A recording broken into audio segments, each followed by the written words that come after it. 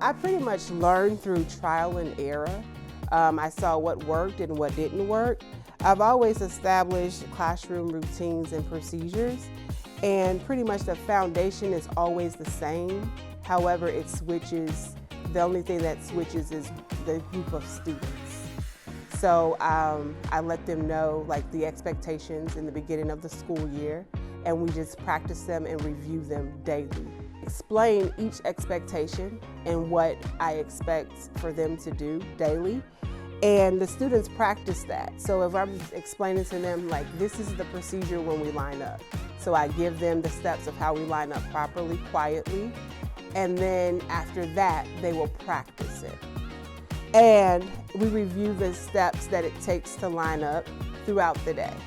I use my past experience to say like what didn't work, and then I thought like how could I change it to make it work. And so one thing that I realized back like when I started is that I was not correcting the behavior and making them try again. And so that's something that I really make the students do. If they're not lifting up to that expectation, I make sure that they stop. We go back to the starting point. It doesn't matter if we're down the hall for dismissal. We will turn around, go back to the desk, and complete each step until it's met for the expectation of the class. So we've had PDs on classroom management, the importance of, making sure that your classroom management is on point and it's tight, because if you don't have tight classroom management, it's hard for you to teach because you will be redirecting throughout the day. And so pretty much classroom management for me has been kind of innate because I just understand like that is the foundation of your day to be able to teach and for your students to learn. Everyone has experienced setbacks, so I'm very reflective, and so I look and see like what was the situation, what was the expectation, what worked, what didn't work, and then I just make a quick pivot. Okay, so what can I do differently? What do I need to say differently? What do I have to, did I follow what I said I was gonna follow with that expectation? Did I make them go back to the start? Did I give them a consequence for whatever that expectation was that they did not meet? So I just guess I look and I reflect back on what worked, what didn't work. I mean, it could be something as small as, okay, I shifted a few students around. Oh, I see that I put them there to move them from someone else. However, that's not a good place. So it kind of has to be like on your toes in that moment.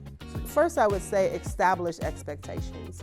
Whatever your expectations are, you establish those expectations by stating your expectations to the students, having those expectations discussed during, I did not mention morning meeting. We talk about these expectations during morning meeting. Whatever those expectations are that need to be tightened, that's what you mention to the students. So you give them praise and let them know what they're doing well, and then you tell them what they need to improve.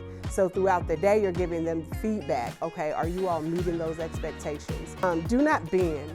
Whatever your expectations are, you hold firm to it. Do not bend, do not break, do not let any exceptions go through, because other students are watching. They're watching to see that such and such did whatever they did. Okay, well, they got away with it, now it's my turn to try. And then it's just a domino effect. So you just have to be firm and stay strong with your expectations. And then you also have to be accountable as an adult, as an educator, as the leader in your class, and make sure that you are doing all the steps and you're doing everything to help them be successful. We cannot assume that students, we told them yesterday, they're going to remember today. So you have to incorporate whatever your expectations are in the beginning of the school year. You have to incorporate a time where you can review those expectations and you can let them know, like as a whole, as a class, where they are and how they need to improve and what they're doing well.